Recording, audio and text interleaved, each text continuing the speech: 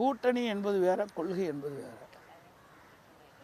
கூட்டணி என்பது தேர்தல் நேரத்தில் ஒத்த கருத்துடைய கட்சிகள்லாம் ஒன்றாக இணைந்து வெற்றி பெற வேண்டிய அடிப்படையில் அமைக்கிறோம். கொள்கை என்பது நிலையானது. இன்றைக்கு பாரதிய ஜனதா கட்சி என்பது தேசிய அளவில் இருக்கின்ற கட்சி, அதிமுக மாநில அளவில் இருக்கின்ற கட்சி.